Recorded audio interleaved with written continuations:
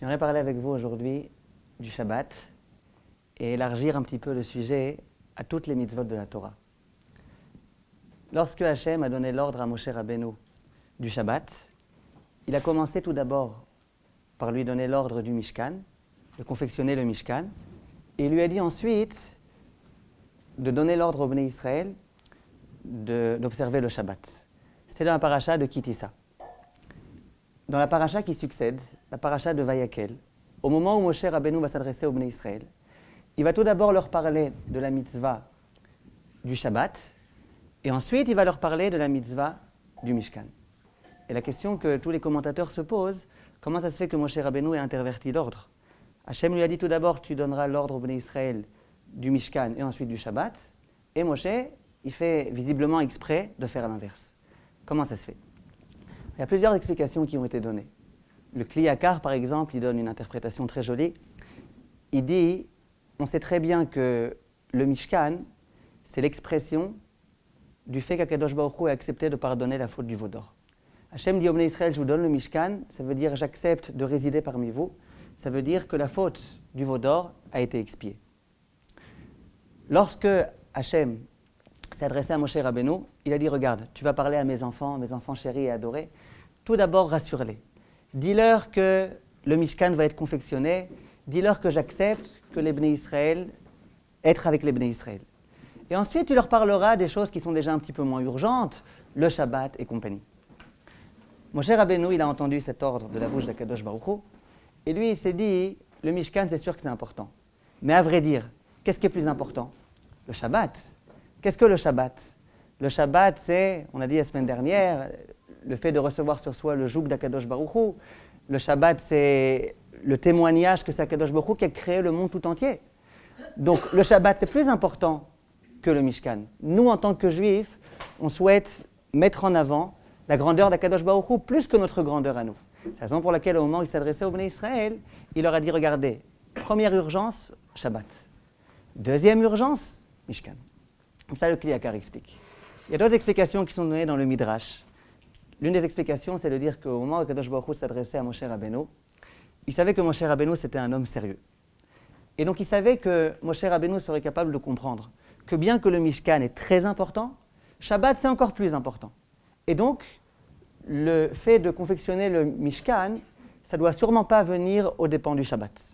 C'est la raison pour laquelle, au moment où Hachem s'adressait à Moshe Rabbeinu, il lui a dit, regarde, premièrement, Mishkan, deuxièmement, Shabbat. Si je te parle d'abord du Mishkan, tu vas penser que Mishkan c'est plus important que Shabbat. Non, toi, Moshe Rabbeinu, tu es quelqu'un de sérieux, tu comprendras très bien que le Mishkan c'est très important, mais Shabbat c'est pas moins important. Par contre, au moment où Moshe Rabbeinu s'adressait au Bnei Israël, dit le Midrash, parmi les Bnei Israël, il y a des personnes qui sont un petit peu moins sérieuses que Moshe Rabbeinu. Il y a des personnes qui prennent le Shabbat à la légère. Et donc, c'est la raison pour laquelle Moshe il leur a dit, écoutez, première urgence, c'est le Shabbat. Shabbat, ça passe avant tout. Et ensuite, Mishkan. Et donc vous comprenez bien, vous les Bnei Israël, que le Mishkan, ça doit être très important, ça passe après le Shabbat. Et donc il est hors de question de profaner le Shabbat pour pouvoir construire le Mishkan. Mais j'aimerais vous proposer peut-être une autre explication. Mais tout d'abord, posons une question intéressante. À votre avis, est-ce que les mitzvot de la Torah sont logiques ou pas? Est-ce que les mitzvot de la Torah, je ne parle pas des mitzvot qui sont illogiques et qui sont censés être illogiques, comme par exemple la para Adouma, mais des autres mitzvot, le Shabbat, est-ce que c'est logique? Est-ce que c'est une mitzvah sensée? Ou est-ce que c'est une mitzvah vraiment dont on est incapable de comprendre le sens, qui est complètement irraisonnable, complètement illogique? À votre avis, Shabbat c'est logique? C'est comme, oui, c'est nécessaire. Oui, parce que c'est en repos, un jour par semaine, tout ça, donc c'est quand même logique. Donc vous dites Shabbat c'est logique. Et la Torah c'est logique. Le lien du Shabbat, oui, mais les fautes par rapport au Shabbat, c'est pas logique. Donc vous dites c'est illogique. Et le Shabbat lui-même il est logique. Le Shabbat, se reposer, oui, mais toutes les mélachotes, c'est pas logique. Par les autres nations, parce que le dimanche... Ça ne veut pas dire que c'est logique. La notion de repos, elle n'était pas évidente à l'époque même des Romains. Et les esclaves étaient jamais en vacances. C'est vrai. Donc c'est Shabbat qui a amené la notion de repos. D'accord. Donc c'est logique. Au fond, il y a une logique. Illogique. Ouais. C'est pas parce que ça n'existait pas que c'était illogique. C'est pas parce que ça n'existait pas avant la Torah que c'était illogique. Non, personne ne pouvait pas atteindre. Déborah a peur de parler. Moi, je dis rien. Moi, La Torah est logique ou illogique? Hein, que vous dites? le côté spirituel du Shabbat. Lui, il est logique. Ouais, c'est logique. Bon, alors moi, je vais vous dire ce que j'en pense. Je pense que la Torah est complètement illogique. La mitzvah du Shabbat, elle est illogique. C'est impensable de demander à quelqu'un de fermer son magasin le jour du Shabbat. Il va perdre toute sa clientèle. Déjà, la parnassa, c'est pas facile. De lui dire de fermer son magasin Shabbat, c'est illogique. C'est insensé. De dire à un agriculteur, tu sais, je sais que ça fait déjà quelques jours que tu attends la pluie. Et la pluie, elle va bidiouk arriver au bon moment pour que Shabbat, ce soit le moment d'ensemencer ton champ. Mais, ce jour-là, c'est Shabbat. Celui-là, il va me dire, mais attends, tu sais quoi? Laisse-moi juste ce jour de Shabbat m'occuper de mon champ. Ensuite, je suis prêt à faire Shabbat dimanche, lundi, mardi, mercredi d'affilée. Mais laisse-moi Shabbat au moins. Il dit, non, non, c'est Shabbat. C'est logique, une chose pareille. Prenons d'autres mitzvot, la Shemitah. Est-ce que la mitzvah de la Shemitah, c'est une mitzvah logique? On demande à un agriculteur qui ne se nourrit que des fruits de son champ. Et on lui dit, la 7e année, tu dois complètement cesser de travailler. C'est logique, c'est sensé, c'est raisonnable, incompréhensible. La mitzvah de Ribit. Toute l'économie mondiale, elle fonctionne sur les intérêts. Si jamais il n'y avait pas d'intérêt, personne ne pourrait faire des affaires. Quand on veut faire des affaires, même quand on est milliardaire, on a souvent recours à des prêts. Et d'où est-ce qu'on obtient des prêts? Du fait qu'il y a des banques qui sont là pour nous prêter de l'argent avec intérêt. Si jamais il n'y avait pas d'intérêt, il y aurait toute l'économie, toutes les finances, elles s'effondraient complètement. Vient la Torah et elle dit, vous savez, le ribit, surtout pas. Vous devez travailler, pourquoi pas faire fortune, mais sans ribit. Ça fonctionne, ça marche. Incompréhensible. La Torah, elle est incompréhensible. Ces mitzvot sont illogiques. Il faut avoir le courage de le dire. Alors, quelle est la réponse alors, malgré tout, au problème? Alors, il y en a qui vont dire, puisque la Torah est illogique, voilà, c'est le Rav qui l'a dit. Donc, on n'observe pas la Torah. Non, mais on ne fait pas la Torah parce que c'est logique. Nachon. Mais il y en a qui veulent forcément faire des choses logiques. Et donc, ils disent, puisque la Torah est illogique, Shabbat c'est illogique, donc je n'observe pas le Shabbat. Le Rav Shapira de Lublin, il raconte qu'un jour, il a été à l'étranger, et puis il voyait là-bas combien, malheureusement, le Shabbat était profané. Et il dit, lorsque je suis arrivé là-bas, j'ai exactement compris le sens de la récitation de la prière. Vous savez qu'à Arvit, Shabbat, on dit Vianuchu ba. Le matin, on dit Vianuchu bo. Et dans la Tfilat Mincha, on dit Vianuchu bam. Il y a plusieurs explications qui ont été données. Lui, il dit, moi j'ai très bien compris l'explication. Quelle est l'explication? Il dit, je me trouve là-bas vendredi. Et puis il y a des juifs comme ça, très assimilés, qui se trouvent dans leur magasin. Et bon, c'est bientôt Shabbat qui va entrer. Parfois, il est déjà entré. Et le mari dit à sa femme, qui sont tous les deux au magasin, écoute ma chérie, malgré tout c'est Shabbat, il y a une coutume d'allumer les bougies de Shabbat. Allez, rentre à la maison, va allumer les bougies de Shabbat. Moi, je reste jusqu'à 11h au magasin, après je reviendrai. Il dit donc le soir, qui est-ce qui se repose? C'est la femme. Vianuchu ba. Il dit le lendemain matin, qu'est-ce qui se passe? La femme, elle se réveille, elle dit à son mari, écoute, il faut quand même que tu ailles à la Sina, il faut que tu écoutes la Torah. C'est comme ça que mes parents et mes grands-parents, ils faisaient. Va toi à la Sina, et puis moi, je vais être au magasin, je vais m'occuper du magasin. Donc là, c'est Vianuchu bo. C'est l'homme qui se repose. Il dit, puis ensuite, samedi après-midi, c'est la veille de dimanche. Déjà, le dimanche, c'est un jour de congé. Et donc déjà, samedi après-midi, on ferme les magasins beaucoup plus tôt que d'accoutumé.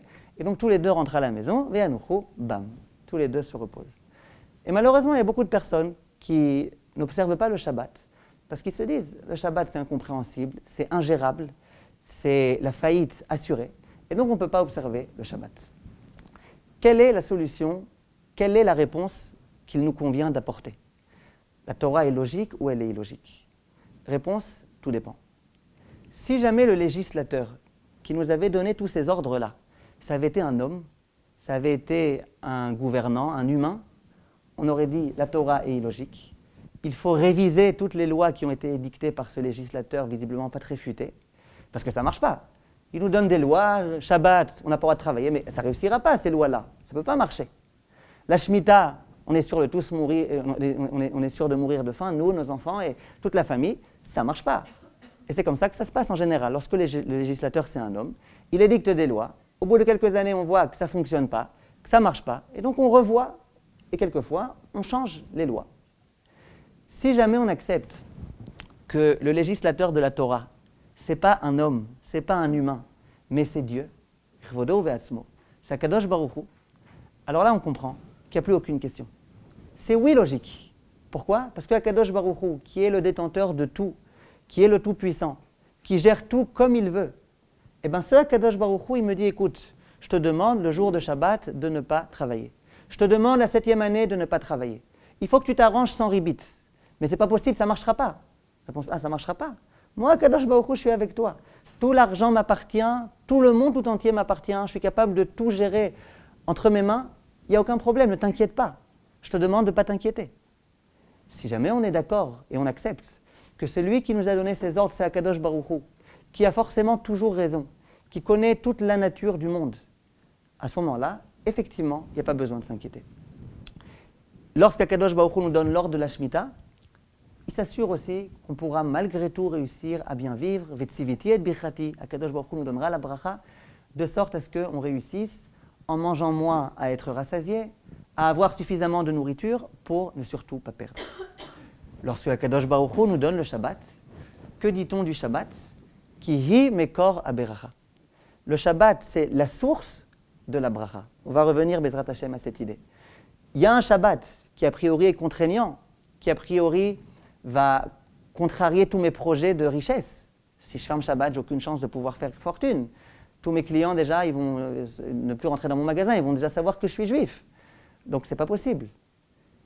Dit la Torah, non, Shabbat c'est mekor aberacha.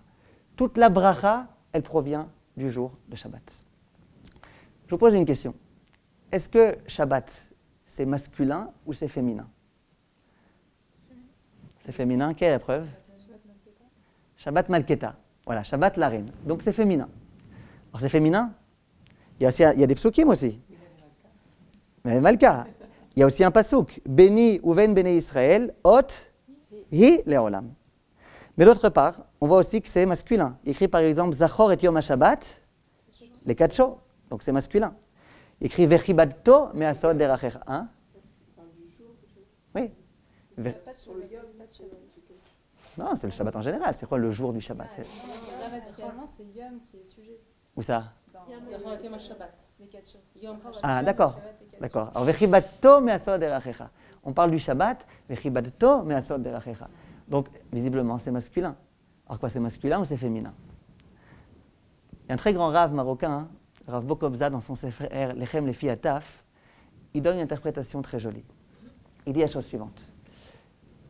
On sait que d'après la Kabbalah, le masculin, ça signifie, ça symbolise celui qui donne, celui qui influe. Celui qui est influent, c'est le Zachar, c'est le masculin. Celui qui reçoit, le réceptacle, c'est le Nekeva, c'est le féminin. C'est d'après la Kabbalah, et puis d'ailleurs même en français, quand on parle de prise mâle et femelle, ça veut dire celui qui donne, c'est le mashpia, c'est le masculin. Celui qui reçoit, c'est le féminin.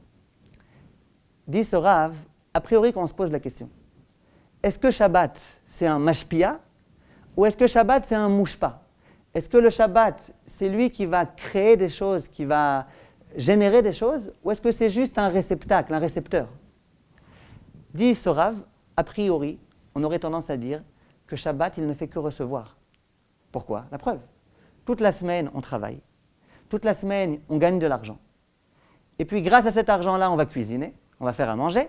Et qu'est-ce qu'on va faire Shabbat? On va se nourrir de tout ce qu'on a fait pendant la semaine. Donc le Shabbat, ce n'est pas lui qui génère des choses positives. Lui, il fait que recevoir. Tous les jours de la semaine, c'est les jours durant lesquels on travaille, les jours durant lesquels on crée des choses. Et le jour du Shabbat, on bénéficie, on profite de ce qui a été créé pendant les jours de la semaine. Donc, on aura vite fait de dire que le Shabbat est féminin, que le Shabbat est Nekeva. Le Shabbat, c'est lui qui reçoit, ce n'est pas lui qui crée. Dit le Rav, mais c'est complètement faux. Pourquoi? Parce que Shabbat, c'est Mekor Aberacha. Toute la bracha qu'il y a dans le monde tout entier, dans les 6 jours de la semaine, toute la bracha que j'ai le jour où je vais aller travailler, le dimanche, lundi, mardi, mercredi, d'où est-ce qu'elle provient cette bracha? Du jour de Shabbat. On va expliquer un petit peu ça dans quelques instants. Ça veut dire que le Shabbat, c'est lui au contraire qui est mashpia. C'est-à-dire que toutes les bonnes influences positives et bienfaisantes qu'il y a dans le monde, elles proviennent du jour de Shabbat. Donc dit le Rav Bokobza, le Shabbat, il est apparenté, il s'apparente à Nekeva, mais il est Zachar. C'est pour ça que quelquefois on voit Shabbat Malketa, Hi, de l'autre part on dit Vechibatto, parce que le Shabbat c'est un jour qui est vraiment Mashpia. Simplement, vu d'un certain angle, on a l'impression qu'il est Mouchpa, et c'est la raison pour laquelle on a l'impression que c'est Nekeva, mais en fait c'est Zachar. Dans le même ordre d'idée, dit le Ben Ishraï, et ne voyez ici aucun relent politique, on n'est pas ici pour parler de politique, on est ici pour parler que de Torah. Je vous pose une question. Les Avrechim, les Bachurei Yeshivot, les enfants et Talmud et Torah, est-ce que c'est des Zachar ou des Nekeva? Est-ce que ce sont des gens qui génèrent des choses positives ou est-ce qu'ils sont là que pour recevoir, que pour accepter, que pour profiter du monde? A priori, qu'est-ce qu'on pourrait dire?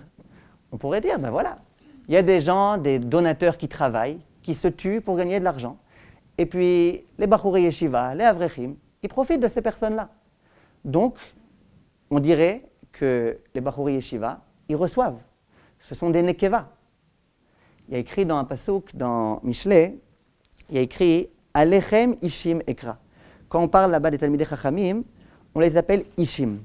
Maintenant, quand on veut parler d'un homme, on dit Anashim. Quand on veut parler de plusieurs hommes, on ne dit pas Ishim. Ishim, c'est un terme, d'une part, qui ne désigne pas la femme, parce que si on voulait dire une femme, on aurait dit Nashim. Mais d'autre part, ce n'est pas non plus un homme, parce que le vrai homme, l'homme, la dimension suprême de l'homme, c'est Anashim. Donc c'est quoi ici, quand on parle des Talmidei Chachamim, on les nomme Ishim. C'est quoi ce Ishim? Dit la Gemara, Amar Rabbi Brachia, Elu Talmidei Chachamim. Ce sont les Talmidei Chachamim. Shedomim les Nashim, qui ressemblent à des femmes. Veosim Kvura Ka'anashim. Mais qui font la guerre, qui sont forts, qui sont puissants, comme des hommes. Dit le Ben Ishraï, ça veut dire quoi, ces Talmidei Chachamim, qui s'apparentent à des femmes, mais qui en fait sont des hommes? Il dit c'est exactement ça. Les Talmidei Chachamim, a priori, au moment où on les voit, les pauvres, ils n'ont pas suffisamment d'argent pour vivre d'eux-mêmes. Ils ont besoin d'être aidés par des donateurs. Ils ont besoin sans arrêt de ramasser de l'argent. On a l'impression que ces personnes-là, ils reçoivent. Ce sont des receveurs. On a l'impression que ce sont des femmes. Ce sont des nekevot, pas des femmes, des féminins. Ishim. Dit la Gemara Rabbi Brachia, c'est vrai. Les Talmidei Chachamim, ils ressemblent à des femmes. Ça veut dire ils ressemblent à cet aspect féminin. Ils ressemblent à des personnes qui sont là pour recevoir, mais qui ne donnent pas. Mais en fait, les Talmidei Chachamim, ils sont giborim ka'anashim. D'après la vérité c'est qu'au contraire, c'est eux qui génèrent. C'est eux qui génèrent la réussite dans le monde tout entier. Alors c'est vrai, financièrement, quelquefois, ils ont besoin d'être aidés. C'est vrai. Mais il n'empêche que toute la réussite du monde tout entier, le monde tout entier se maintient grâce à la Torah des Bachurei Yeshivot, grâce à la Torah des Avrechim, grâce à la Torah des petits-enfants qui sont dans le Talmud des Torah et qui étudient la Torah. Donc ces gens-là, en réalité, c'est eux qui génèrent le bien. Ainsi qu'il y a écrit dans le Pasuk, Semach Zevulun Betzetecha, Ve'Issachar Be'oalecha. On sait que Zevulun et Issachar c'est celui qui étudie la Torah. Zevulun, c'est le bienfaiteur qui l'aide et qui se préoccupe de lui donner à manger. Alors on dit, Semach Zevulun Betzetecha. Au moment où toi, Zevulun, tu te lances dans les affaires, a priori, tu es inquiet. Pourquoi tu es inquiet? Qui sait si ça va réussir? Tu vas maintenant investir des millions. Qui sait si ça va réussir? Peut-être que ça ne va pas réussir. Le Zevulun, au moment où il part pour faire ses affaires, il est toujours un petit peu inquiet. Il investit beaucoup et il ne sait pas très bien si ça va réussir ou pas. On lui dit, c'est Mar Zevulun, etc. Au moment où tu t'en vas, tu peux être tranquille, tu peux être rassuré. Pourquoi? Parce que Issachar be'oalecha. Si au moment où tu pars, tu sais que tu pars pour pouvoir après aider les Issachar à étudier la Torah, tu peux être tranquille, t'inquiète pas, ça réussira. Il y aura de la siyata d'Ishmaya. Pourquoi? Parce que qui est ici le générateur de réussite? C'est le Talmid Chacham qui étudie. Et donc il y a une réciprocité. Il y a le bienfaiteur qui donne, et donc qui est un mashpia, mais il y a le Talmid Chacham qui lui aussi donne, et qui est lui aussi un mashpia.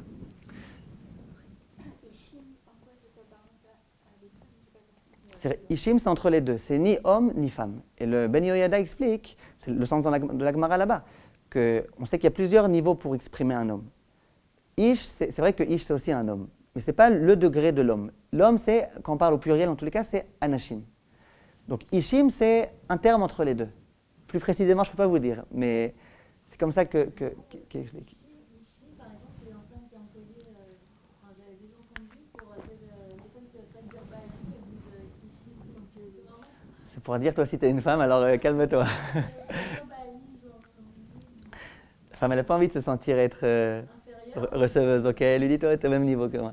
Donc, en tous les cas, si on comprend bien ce qui est écrit ici, il ressort que le jour de Shabbat, c'est le jour qui génère la bénédiction. Ki hi mekor aberacha. Et c'est complètement l'inverse de ce qu'on peut penser. Nous, on peut penser, bien qu'on a fermé le magasin le jour de Shabbat, malgré tout, on a réussi. On a perdu un peu d'argent, mais c'est comme ça. Il faut savoir que c'est tout l'inverse. C'est par le fait que tu aies fermé ton magasin Shabbat, grâce au fait que tu observes le Shabbat, que ça a réussi. Et c'est un passouk explicite au début de la paracha de Vayakel, tel que l'explique en tous les cas le Chafetz Chaim. Écrit dans le passouk, Sheshet yamim te'aseh melacha. Pendant 6 jours, tu travailleras, on va mal traduire pour l'instant, ou bayom hasheviai tishbot. Et le 7e jour, tu te reposeras, ça veut dire tu observeras le Shabbat. Dit le Chafetz Chaim, pourquoi la Torah a besoin de me dire pendant 6 jours tu travailleras? C'est évident que je vais travailler, je n'ai pas envie de mourir de faim. Quoi, il y a un ordre de travailler. Dit le Chafetz Chaim, c'est une condition. Si tu veux pouvoir travailler pendant 6 jours, il faut que le 7e jour, tu t'arrêtes de travailler et que tu observes le Shabbat. Si tu veux avoir de la réussite dans ton travail pendant 6 jours, il faut nécessairement que le 7e jour, tu t'interrompes. Et c'est ça que la Torah vient mettre ici en évidence. Tu veux, Sheshet Yamim Te'aseh Melacha, tu veux pendant 6 jours réussir, il n'y a pas de problème. Bayom HaShevi'i Tishbot. Et le Chafetz Chaim raconte qu'à son époque, il y avait un jour un homme qui ne fermait pas son magasin le jour de Shabbat. On avait eu beau l'avertir, lui expliquer l'importance de Shabbat. Rien n'avait d'influence et d'impact sur lui. Un jour, le Chafetz Chaim s'est adressé à lui et lui dit, écoute, dans toute la ville, tu es le seul ici qui profane Shabbat.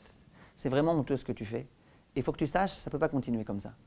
Notre idée, Chafetz Chaim, allez, écoute, je peux pas, je gagne tous les jours tant et tant de millions, ou de milliers. Si jamais je ferme, c'est pas possible. C'est même pas envisageable, laisse tomber. Chafetz Chaim, il lui dit, mais c'est quoi ton problème? Tu veux pouvoir gagner ta vie? Eh bien sache, si tu veux pouvoir gagner ta vie, il faut que tu observes le Shabbat. Il y a écrit dans le passouk, 6 jours tu travailleras, et le 7e jour tu te reposeras. Si tu veux pouvoir vraiment travailler pendant 6 jours, il faut te reposer le 7e jour. L'autre, il s'est moqué du Chafetz Chaim, il lui a dit, allez, arrêtez vos histoires, ça fait des années que je travaille pendant 6 jours, et pendant 7 jours, et puis il n'y a aucun problème, laissez tomber. Et le Chafetz Chaim raconte que quelques jours après, toutes ses affaires ont brûlé. Toute son industrie, elle a complètement brûlé par le feu. Et cet homme-là est revenu voir le Chafetz Chaim avec beaucoup d'humilité. Il lui a dit, Rav, c'est vous qui aviez raison. Vous m'avez averti. Si je veux pouvoir travailler pendant 6 jours, il faut que j'observe le Shabbat. Le Chafetz Chaim a été là, il l'a averti. L'autre n'a pas été capable d'écouter, d'apprendre la leçon. Ça n'a pas réussi. Parce que Shabbat, c'est Mekor HaBeracha. Si on veut de la bracha, il n'y a pas moyen de s'en sortir sans le Shabbat. C'est le Shabbat qui est le Mekor HaBeracha. Et plusieurs fois, il y avait des femmes qui voulaient avoir des enfants, qui se sont rendues chez le Chafetz Chaim, et qui lui ont dit, Chafetz Chaim, vraiment, j'ai plus aucun espoir. Les médecins se sont déjà découragés. Ils m'ont aussi découragé. Qu'est-ce que je fais? Et Chafetz Chaim, il avait toujours cette expression très belle. Il leur disait, qu'est-ce que vous voulez chez Israël Meir? Israël Meir, il peut bénir quelqu'un. Israël Meir, il n'a aucun pouvoir de bénir quiconque. Qui est-ce qui peut bénir? C'est le Shabbat. Ki hi mekor haberacha. Alors il dit, regardez, mesdames, si jamais vous acceptez Shabbat un peu plus tôt, si vous recevez sur vous le Shabbat 10 minutes plus tôt que d'accoutumée, vous honorerez le Shabbat, et donc ce Shabbat-là, il sera mekor habracha. Une fois que le Shabbat acceptera de jouer le jeu de mekor habracha, moi je suis prêt à m'associer, si ça peut aider un petit peu l'association d'Israël Meir, et il n'y a pas de problème. Et on raconte, il y a eu beaucoup de témoignages de femmes qui très rapidement sont tombées enceintes lorsque, une fois que le Chafetz Chaim leur avait dit, on prit l'engagement de Shabbat sur elles. Shabbat, c'est Mekor HaBeracha. On raconte qu'il y avait un Rav qui s'appelait le Rav Hominer. C'était un grand Rosh Yeshiva à Bnei Brak. Et il avait l'habitude de voyager en France. Il allait en France pour renforcer les gens, pour ramasser de l'argent aussi pour ses yeshivas. Et à chaque fois qu'il allait en France, il mettait vraiment l'accent sur l'importance du Shabbat. Et il y avait des personnes qui se faisaient un plaisir et un honneur de le recevoir. Un jour, il a été accueilli par une personne très hospitalière, mais il s'est aperçu que cette personne-là, elle ne fermait pas son magasin le jour de Shabbat. Alors le Rav Hominer a été le voir, il lui a dit, écoute, dis-moi, tu te moques de moi? tu sais que je viens ici. J'arrête pas de parler de l'importance du Shabbat. Et toi, tu me fais cette honte-là de m'accueillir alors que tes magasins sont ouverts Shabbat. Même si ce n'est pas toi qui travailles dans ton magasin, même si c'est des non-juifs. Mais c'est interdit. Tu ne peux pas laisser ton magasin ouvert le jour de Shabbat. Alors l'autre, il lui dit, mais vous comprenez, Rav, moi je veux que vous soyez chez moi, mais je ne peux pas fermer le magasin. Si je ferme le magasin, ça ne réussira pas. Mon chiffre d'affaires, vraiment, il tourne autour du Shabbat. C'est le jour de Shabbat que je fais le plus de chiffres. Rav, je ne peux vraiment pas. Rav, il lui dit, écoute, tu veux que je te donne un conseil? D'abord, il faut que tu saches une chose. Shabbat, c'est Mekor HaBracha. Maintenant, regarde, tu as l'habitude, chaque année, de faire un bilan, de voir exactement quels ont été tes chiffres d'affaires. Alors, je te propose quelque chose. Pendant une année, observe le Shabbat. À la fin, tu feras ton chiffre d'affaires et tu verras. Je peux t'assurer que tu n'auras rien perdu du tout. Ce que tu gagnes chaque année, plus ou moins, grosso modo, tu recevras cette année. L'autre, il dit au Rav, la vérité, Rav, bon, si vous ne me laissez pas d'autre choix, hein. Il dit non, c'est pas moi qui te laisse pas d'autre choix, c'est écrit dans le Shulchan Aruch, Shabbat, il faut fermer le magasin. Il dit bon, alors puisque j'ai pas d'autre choix, eh ben bon, on va essayer. Et puis si jamais j'ai pas assez, c'est vous qui me rembourserez? Il me dit non, moi je te rembourserai rien du tout. Mais t'inquiète pas, Shabbat est assez important, assez grand pour pouvoir te rembourser de lui-même. L'histoire, pour l'instant, s'arrête là. Le Rav Ouminer, après toutes les choses extraordinaires qu'il a accomplies, est décédé à Bnei Brak. Et cet homme-là, qui était tellement proche du Rav, a pris l'avion, s'est rendu en Israël pour aller consoler les enfants du Rav. Au moment où il a été consoler les enfants du Rav, cet homme-là a raconté. Il dit, j'aimerais vous raconter quelque chose, chers enfants du Rav. Votre père est venu une fois, et il m'a dit qu'il fallait absolument que je ferme mon magasin. Et il m'a dit qu'il ne faut pas que tu t'inquiètes, de toute façon le Shabbat te remboursera. Il dit, je vais vous raconter. Je n'avais pas d'autre choix, je l'ai fait. J'ai fermé mon magasin ce Shabbat. Il dit, pendant tout Shabbat, j'étais super angoissé. Je ne savais pas ce qui allait se passer. J'étais très, très inquiet. Il dit, bon, mais je m'étais engagé. Je l'ai fait. Dimanche matin, je me suis rendu, pas dimanche, lundi matin, je me suis rendu au magasin. J'ai ouvert le magasin. 10 minutes après, il y a un autobus de touristes japonais qui s'est arrêté devant le magasin. Ils ont pris tout le magasin. Il dit, en un jour, pas en un an, en un jour, j'avais déjà fait le chiffre d'affaires qu'en général je fais en une année, sans aucune exagération. Il dit, et donc, j'ai compris que votre père avait raison. Il dit, mais l'histoire ne s'arrête pas là. C'est que votre père, il ne savait pas une chose. C'est qu'en dehors de ce magasin, j'avais encore d'autres magasins. Ceux-là n'étaient pas au courant, donc je me suis permis de les laisser ouverts le jour de Shabbat. Ce dimanche-là, ce lundi-là, au moment où il s'est produit cette chose-là, je me suis engagé à dorénavant fermer tous les autres magasins. J'avais compris que j'avais tout à gagner à observer le Shabbat. Le Shabbat, c'est Mekor HaBracha. Alors, il y a des personnes qui vont dire, ouais, mais on voit qu'il y a des riches qui travaillent le jour de Shabbat. Et malgré tout, ils ont beaucoup d'argent. Il y a beaucoup de questions. On peut poser des questions ici et ailleurs.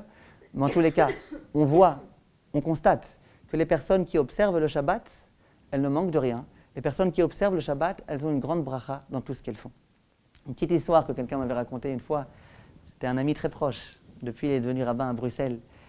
Il me dit, un jour, ma femme, il venait de se marier, ça faisait quelque temps. Il me dit, ma femme, elle a allumé une cassette, un vendredi, du Rav Pinkus. Le Rav Pinkus, vous savez, quand il parle du Shabbat, il parle avec tout son cœur et vraiment, il parle très bien du Shabbat. Il dit, ma femme, elle a été emballée par les propos du Rav Pinkus. Et le Rav Pinkus, il disait dans sa cassette, vous savez, dépensez autant que vous voulez, il n'y a pas de problème, Shabbat vous le rendra, dépensez autant que vous voulez. Il dit, la folle, qu'est-ce qu'elle a fait? Elle a été au chouk avec ma carte bleue. Elle a acheté des paquets de pistaches de 1 kg, je ne sais pas ce qui est quoi, combien on peut manger? 1 kg de pistaches, elle a acheté, je ne sais pas, de la boutargue, je ne sais pas exactement quoi, elle s'est vraiment éclatée. Il me dit, elle arrive à la maison, je vois toutes ces choses-là, je dis, mais qu'est-ce qui se passe? Il me dit, t'inquiète pas, Rav Pinkus, il a dit, tout ce qu'on dépense pour Shabbat, Dieu te le rendra. Il me dit, la vérité, j'allais m'énerver.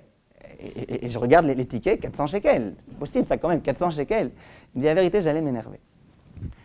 Il me dit, figure-toi, je vais te raconter quand même l'histoire jusqu'au bout. Il me dit, figure-toi que dimanche matin, je m'apprêtais à aller au Beth Midrash. Je reçois un coup de fil de quelqu'un qui avait absolument besoin de minyan pour se rendre dans un cimetière. Vous savez, c'est bien d'avoir un minyan quand on va au cimetière le 7e jour, le 30e jour. Il dit, c'était quelqu'un de très riche. Et puis il avait envie d'aider les Talmidei Chachamim.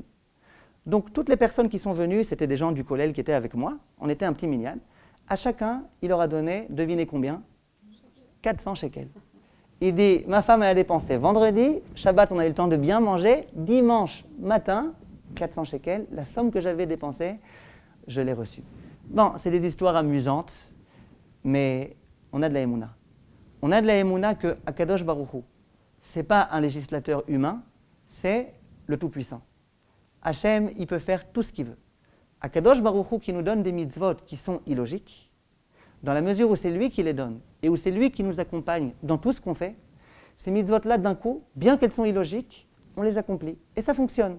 Et ça marche. On ne comprend pas comment, mais peu importe. L'essentiel, c'est que ça marche. Voilà de quelle façon on peut expliquer ce point-là. Effectivement, les mitzvot sont incompréhensibles, mais peu importe. Qui nous a demandé de comprendre? C'est ce qu'a dit Déborah. On ne m'a pas demandé de comprendre, on m'a demandé d'accomplir. Et la réalité prouve que ça marche. Parce qu'il y a quelque chose qu'on comprend malgré tout. Il faut essayer de comprendre, oui, le sens. À la Torah, quoi. Maintenant, une fois qu'on a le Shabbat, avec tous les problèmes du Shabbat, entre guillemets, qu'on ne peut pas travailler, qu'on perd de l'argent, etc., malgré tout, tout le monde s'accorde à dire que c'est important d'avoir un jour de repos, un jour durant lequel il n'y a pas de portable, un jour durant lequel on peut se déstresser. Le Rav Sitruc qui dit qu'on devrait être remboursé par la Sécu. Parce qu'il paraît que chez les Juifs chômeurs Shabbat, il y a beaucoup moins de dépression nerveuse que chez ceux qui ne sont pas chômeurs Shabbat. Donc, et pourquoi? Pour toutes les raisons qu'on vient d'évoquer très rapidement, ce n'est pas notre sujet maintenant. Et donc il dit qu'il faut demander vraiment au ministère de la Santé à être remboursé. Mais en tous les cas, ce qui est sûr, c'est que ce Shabbat-là, c'est un monde dans lequel il faut qu'on se lance, et qui est le monde de la Emouna. La Gemara raconte, vous connaissez toute cette histoire, qu'un jour il y avait un homme qui était extrêmement riche, qui s'est rendu chez un voyant. Et ce voyant lui a dit, écoute, c'est vrai que tu es très riche, mais ça ne durera pas longtemps. Il y a un juif qui se trouve dans ton quartier, qui s'appelle Yosef. Ce Yosef-là, sache que bientôt, toute ta richesse, elle va lui appartenir. Or celui-là, c'était un antisémite juré. Il n'aimait pas particulièrement ce Yosef, ce pauvre clochard. Et il s'est dit, il n'en est pas question. T'as beau dire ce que tu veux, voyant, moi je vais m'arranger pour que ce ne soit pas le cas. L'histoire est connue. Il a vendu toutes ses résidences, tout son argent, toutes ses appartenances. Et il a acheté une pierre précieuse, très grosse, très grande, qu'il a tissée dans son chapeau, dans son foulard. Et ce foulard-là, il ne me quittera jamais. J'irai dormir avec mon foulard, je me promènerai avec mon foulard. Comme ça, c'est sûr que tout ira bien. L'histoire raconte qu'il s'est promené sur un pont, qu'il y a eu à un moment donné un grand coup de vent tellement fort que son foulard lui a échappé de la tête. Immédiatement, il y a un poisson qui, au vol, hop, a gobé ce foulard. Il y a des pêcheurs qui ont pêché le poisson, et c'était un vendredi. Que faire vendredi avec un tellement grand poisson? Tout le monde a été dire au vendeur, vous savez quoi, il y a un homme qui s'appelle Yosef Moukir Shabbat, c'est un clochard, mais quand on lui propose des poissons, de la viande, dire votre Shabbat, c'est toujours le premier preneur. On s'est rendu chez Yosef Moukir Shabbat, c'était difficile pour lui, mais il a dépensé l'argent qu'il fallait pour acheter ce poisson. Et au moment où il l'a ouvert, il s'est aperçu de cette pierre précieuse. À un moment, il a rencontré un vieillard, visiblement Eliyahu Hanavi, qui lui a dit, tu vois, celui qui dépense de l'argent pour Shabbat, Shabbat lui rembourse. Question qui se pose. Pourquoi la Gemara a besoin de me raconter qu'il s'agissait d'un homme antisémite qui avait très peur que Yosef Moukir Shabbat hérite sa richesse? La Gemara aurait dû dire plus simplement, il y avait un homme qui dépensait de l'argent pour Shabbat, il a acheté un poisson, et voilà qu'il y a eu un diamant dans le poisson. Ça aurait été plus simple, non? Dit le Hetz Yosef, c'est pour nous donner une leçon importante. Quelle leçon? Que quoi? Il n'y a rien qui est laissé au hasard, quoi. Que Hachem, C'est ça. toujours pour le bien. Ouais, c'est ça. Mais le Hetz Yosef, il dit ça en d'autres termes. Il dit, c'est pour, au passage, nous apprendre. Une phrase qu'on a déjà répétée dans nos cours peut-être une dizaine de fois, que Acharitzut Sheker ve'agzera emet. À savoir, ce que Akadosh Baruch Hu a décidé, ce que vous avez dit, ce qu'Akadosh Baruch Hu a décidé, c'est ça qui va devoir s'accomplir. Qu'on le veuille ou non. On peut essayer de faire tout type de techniques et de subterfuges et tout ce qu'on veut pour essayer d'éviter la volonté d'Akadosh Baruch Hu, ça ne marchera pas. Quelle en est la preuve? Il y avait un homme qui était antisémite. Cet homme, c'était un milliardaire. Il avait des hôtels à New York. Il avait des trucs de pétrole en Arabie Saoudite. Sa richesse a été un peu partout. Il avait des comptes en banque en Suisse. Il avait énormément d'argent un peu partout. Maintenant, Hachem a décidé que toute sa richesse irait chez Yosef Moukir Shabbat. Vous imaginez un petit peu comment ça aurait dû être, entre guillemets, compliqué pour Akadosh Baruch Hu de faire tout ça? Comment les banques elles vont arriver chez Yosef Moukir Shabbat? Et comment l'Arabie Saoudite va arriver dans la poche de Yosef Moukir Shabbat? C'est quand même compliqué. Hachem, il aurait pu s'arranger, il n'y a pas de problème. Vient cet homme-là et il dit à Hachem, ah, tu penses Hachem que Yosef Moukir Shabbat, il va mériter? Sûrement pas. Je vais faire quelque chose qui va faire en sorte qu'il puisse vraiment pas, même s'il veut, même si Dieu il veut, ça ne réussira pas. Pourquoi? Moi, j'ai plus fort que Dieu. Je vais avoir sans arrêt, non-stop, 24 heures sur 24, cette pierre précieuse présente avec moi. Qu'est-ce qui s'est passé? C'est cet imbécile-là qui a aidé Hachem à faire en sorte qu'en un coup de vent, tout le problème était résolu. Comment ça se fait? Parce que Acharitzut Sheker. Et ça, on le voit à plusieurs reprises. Les frères de Yosef, par exemple. On dit à Yosef, ah, tu penses que c'est toi qui vas devenir le gouvernant? Sûrement pas. Ils l'ont vendu. C'est du fait qu'ils l'ont vendu que finalement, il est vraiment devenu le vice-roi d'Égypte. Et dans toute la Torah, on voit, les exemples abondent, que quelquefois, on a l'impression que cette fois-ci, ce n'est pas vraiment la volonté d'Hachem. Mais moi, je vais réussir à m'arranger. Et on voit qu'au contraire, plus on va essayer de faire des choses dans notre sens, plus ça va aller dans le sens d'Akadosh Baruch Hu. Acharitzut Sheker. Voilà la leçon qu'on nous donne ici. Si jamais Hachem a décidé que ton argent arriverait chez Yosef Moukir Shabbat, ton argent arrivera chez Yosef Moukir Shabbat, quoi que tu fasses. Si jamais Hachem a décidé que je gagnerai tant et tant, c'est pas en ouvrant mon magasin Shabbat que je gagnerai un petit peu plus, c'est pas en faisant une ishtadlout interdite que je gagnerai un petit peu plus, au contraire. Nous, il faut qu'on fasse la volonté d'Akadosh Baruch Hu, qu'on sache que bien que ces mitzvot, humainement parlant, sont incompréhensibles, mais Hachem lui-même, qui est lui aussi le Mekor HaBracha, c'est lui qui nous demande d'accomplir tout cela. Et dans la mesure où on accomplit ce qu'Akadosh Baruch Hu nous demande, on a toutes les chances de réussir. C'est l'histoire qu'on raconte aussi à propos de Reb Zusha et Rabbi Elimelech. C'était deux frères, tous les deux des très grands tzadikim. Et ces deux frères-là, ils avaient l'habitude quelquefois de quitter leur ville pour aller subir un petit peu, pour aller en galoute comme on dit, aller en exil. Et ils se disaient de cette façon-là, on ne sera pas dans nos meubles, on subira un petit peu, et comme ça on pourra mieux se rapprocher d'Akadosh Baruch Hu. C'était leur façon de servir Hachem. Un jour, tous les deux se sont trouvés donc à un endroit, et il y avait là-bas des alcooliques qui avaient bu énormément. Et puis ces alcooliques, toutes les 3 minutes, ils venaient voir Reb Zusha qui était en train de dormir en pleine nuit, et ils disaient « Hey Zusha, viens, on danse un petit peu ». Ils commençaient à danser avec Zusha. Maintenant, ils étaient complètement saouls, et Reb Zusha, il n'avait pas d'autre choix que de se mettre à danser avec lui. Il allait se recoucher ensuite. Au bout de quelques minutes, il revenait les alcooliques. « Hé, Zouché, allez, viens, on danse un petit peu. » Et puis Zouché, à nouveau, il dansait avec les alcooliques. Au bout de 5 minutes, à nouveau, les alcooliques, ils venaient chercher. À un moment donné, le frère de Reb Zouché, Rabbi Elimelech, il dit à son frère, il lui dit « Écoute, pourquoi à chaque fois il t'appelle toi et pas moi?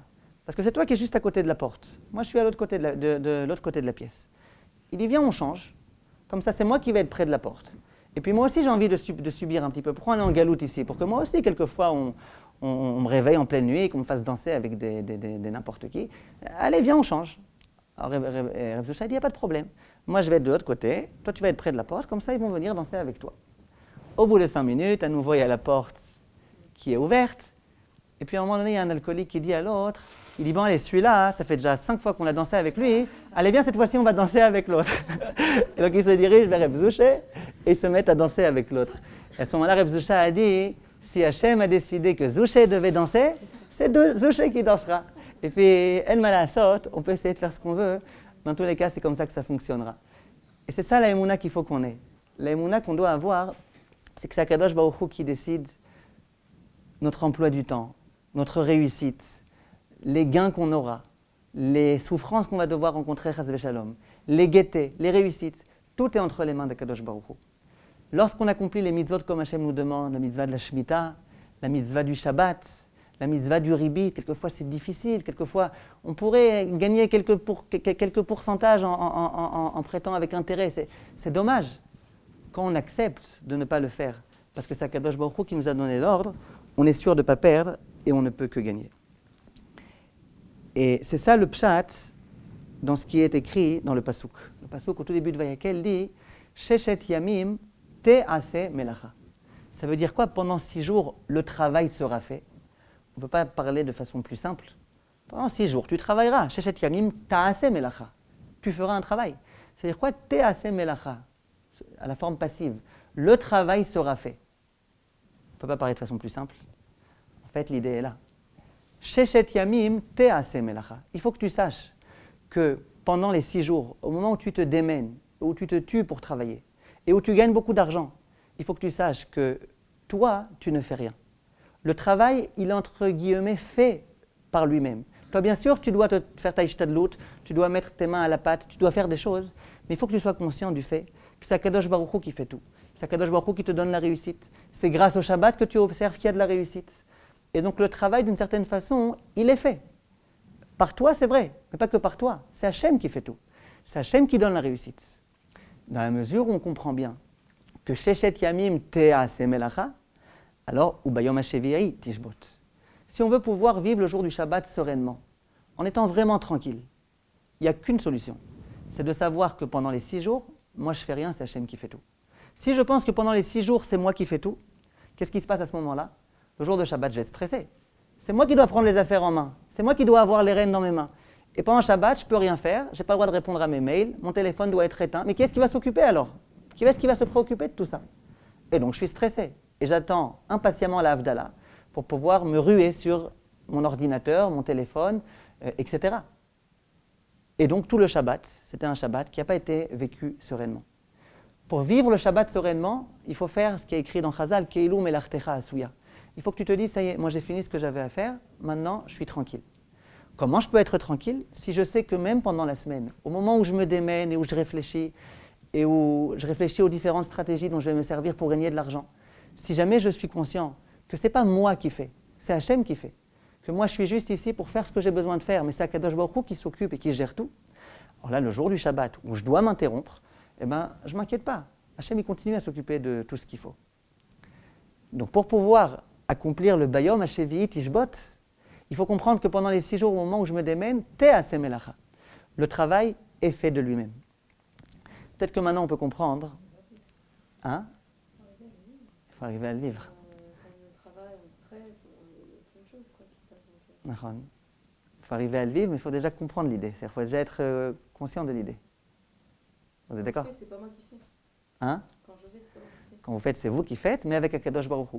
Ça veut dire qu'à la rigueur, si jamais vous ne pouvez pas un jour travailler parce que Hachem a décidé que vous êtes souffrante, vous ne pouvez pas aller, il ne faut pas s'inquiéter. Hachem, il vous demande de travailler, donc il faut que vous travaillez. Mais si un jour vous ne pouvez pas parce que vous ne vous sentez pas bien, ou parce que c'est Shabbat, il ne faut pas s'inquiéter. Hachem, il s'occupe. Vous auriez aimé avoir un rendez-vous, le seul jour où un tel là-bas en Amérique était disponible, c'était Shabbat à 9h du matin. C'est vraiment dommage, vraiment dommage. Et si j'avais pu lui parler, tout aurait réussi. T'inquiète pas. Toute la semaine, ce n'est pas toi qui fais, c'est Hachem qui fait. Donc Shabbat aussi, Hachem, il se préoccupera de tout, ne t'inquiète pas. Peut-être qu'on peut répondre grâce à ça à la question. On a posé la question. Comment ça se fait que lorsque Moshe Rabbeinu s'est adressé aux Bnei Israël pour leur parler du Mishkan, il leur a parlé d'abord du Shabbat et ensuite du Mishkan? Réponse. Au moment où Moshe Rabbeinu a parlé du Mishkan, il devait demander aux Bnei Israël de donner de l'argent. Donner de l'or et de l'argent et du cuivre, des matériaux qui coûtent extrêmement cher. Quand on va voir quelqu'un et qu'on lui dit, écoute, tu sais, pour une bonne cause, c'est pour le Mishkan, mais il faut donner beaucoup d'argent. Qui est-ce qui va accepter de donner? C'est très difficile de donner. On a du mal à donner. On n'a même pas envie d'écouter les personnes qui nous sollicitent. On raconte ce même Rabbi Shapira de Lublin, qu'un jour il s'est rendu à nouveau en Chutz La'aretz, en Amérique, et il a voulu ramasser de l'argent. Et puis, il s'est mis à parler en yiddish. C'est la langue qu'il connaissait, le Rav Lublin. Il s'est mis à parler en yiddish. Et puis, il y avait les gens qui étaient là-bas au Beth Knesset. Ils commençaient à s'endormir, les uns les autres. Et puis, il y avait un enfant qui était au premier rang et qui écoutait comme ça avec beaucoup d'attention. Et dans sa tête, il se disait, mais qu'est-ce qu'il écoute, lui? Qu'est-ce qu'il écoute? Qu'est-ce qui est tellement passionné? C'est un petit jeune, j'imagine qu'il ne connaît pas un mot de... Merci. J'imagine qu'il ne connaît pas un seul mot de yiddish. Et il doit parler que l'anglais. Et qu'est-ce qu'il est comme ça? Bon, à la fin de sa dracha, Cet enfant est venu voir le Rav, il dit « Yishar Koach, Yishar Koach ». Alors le Rav il s'est arrangé dans son jargon pour lui dire « T'as compris de quoi j'ai parlé ?» Alors il lui dit « Rav, oui, j'ai pas très bien compris la vérité, j'ai compris juste une chose, c'est que le Rav a besoin d'argent. » Il lui dit « Quoi, la cavote, t'es le seul à avoir compris ce que j'ai dit. » Ça veut dire, les gens leur parlent, mais ils n'ont pas envie d'écouter. Pourquoi ils n'ont pas envie? Pourtant c'est évident. Le Rav il vient, il dit qu'il a besoin d'argent pour sa yeshiva. Qu'est-ce qu'il y a de compliqué à comprendre? Réponse, non, mais c'est difficile de donner. Lorsqu'on doit donner de l'argent, pour la raison la plus noble, le Mishkan, qui est-ce qui va accepter de donner? Personne. Vient Moshe Rabbeinu et il essaye de les préparer psychologiquement au fait de pouvoir donner. Comment? Il leur dit, écoutez mes chers amis, Sheshet yamim te'aseh melacha, ubayom hashevi'it tishbot. Sachez que lorsque vous travaillez, c'est pas vous, c'est pas votre argent, c'est Akadosh Baruch Hu qui fait tout. Vous faites ce que vous avez besoin de faire, mais finalement, c'est Hachem qui donne, c'est Hachem qui fait. Dans mesure où la personne se dit, c'est pas moi qui fais, c'est pas moi qui me suis fatigué, pourquoi je donnerais? C'est pas moi, c'est Hachem. Hachem m'a donné de la bracha. Le Shabbat me donne la bracha, Kihi Mekor HaBracha. Le Mishkan, ça sera aussi le Mekor HaBracha, et donc ça me donnera. Dans cette mesure-là, on est capable de donner. Si jamais il avait commencé, Moshe Rabbeinu, à parler d'abord du Mishkan, les enfants, il faut donner de l'argent, et qu'après il avait parlé du Shabbat, ça n'aurait sûrement pas marché. Donc la leçon qu'on peut retenir d'ici, c'est que tout d'abord, il faut qu'on sache que les mitzvot, elles sont incompréhensibles. Quand il y a des personnes qui nous disent « Vous pouvez m'expliquer comment ça fonctionne ?» Non, on ne peut pas t'expliquer. Allez expliquer à Lapide que lorsque les Talmidei Chachamim étudient la Torah, ce sont eux les mashpiim du peuple juif. Aucune chance.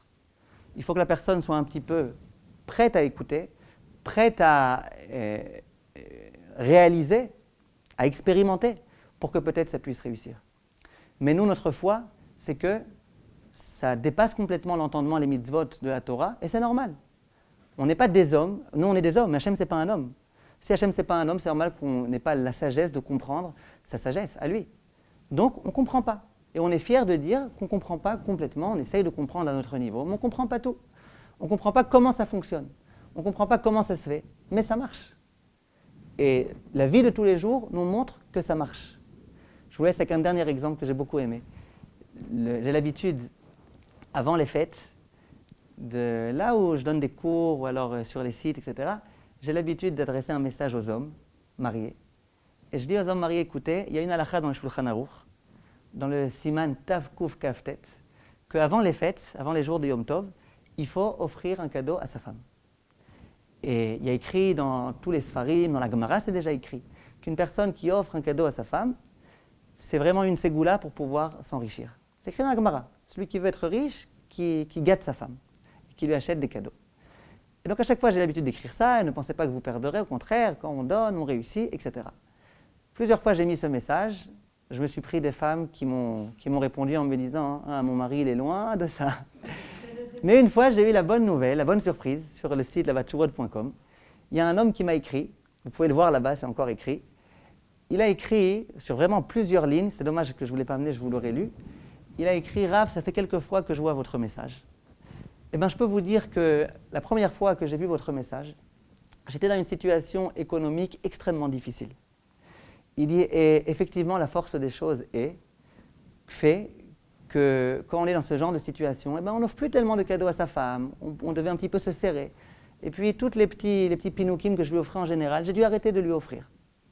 Il dit, mais j'ai vu votre message. Je me suis dit, bon, on va croire. J'ai essayé. Eh bien, j'ai essayé. Non seulement pour la fête, j'ai acheté un beau cadeau à ma femme. Et en plus, après, je me suis engagé à de temps en temps, comme ça, à la faire sortir, lui offrir des choses, etc. Il dit, je peux vous promettre, Rav, qu'à partir du moment où je me suis engagé à le faire, il y a eu une avalanche de réussite, des choses, ça faisait des dizaines d'années que j'avais jamais connues dans ma parnassa. Et tout d'un coup est arrivé, il dit, et je suis sûr que c'est grâce à ce conseil-là, du Shulchan Aruch, qui est qu'il faut offrir des cadeaux à sa femme. Et le fait que j'ai offert un cadeau à ma femme, non seulement ça ne m'a pas restreint, mais au contraire, ça m'a donné la bracha. Un exemple parmi tant d'autres qui prouve que lorsqu'on a la foi en ce que nos maîtres nous enseignent, c'est une Gemara. Ce n'est pas un petit rabbin qui parle, c'est une Gemara, un Gemara qui le dit. C'est un Shulchan Aruch qui le demande. Quand, aveuglément, on accomplit ce qui est écrit dans la Torah, on ne peut qu'avoir de la réussite de cela. Les exemples abondent, mais en tous les cas, c'est ce qu'il faut qu'on sache. Dans la mesure où on est conscient que la réussite est entre les mains d'Akadosh Baruch Hu, nous, on n'a qu'une chose à faire. C'est à construire le Mishkan à savoir qu'Akadosh Baruch Hu est présent avec nous, et ce Mishkan-là qu'on construit, c'est la réponse au problème du Shabbat. Vient Moshe Rabbeinu et dit aux Bnei Israël, honorez le Shabbat, observez le Shabbat. Question immédiate des Bnei Israël, a priori implicite. Ouais, mais si on observe le Shabbat, on va mourir de faim. Réponse non, il y a le Mishkan. Le Mishkan, ça veut dire Hachem est avec toi. Si Hachem est avec toi, arrête de te poser des questions débiles, arrête de prendre la tête. Il y a Hachem avec toi. Hachem, il gère tous les problèmes. Dès qu'il y a une difficulté, Hachem est là pour te la résoudre. On est le Srout Bezrat Hachem, le vivre avec Hachem tout le temps. Amen.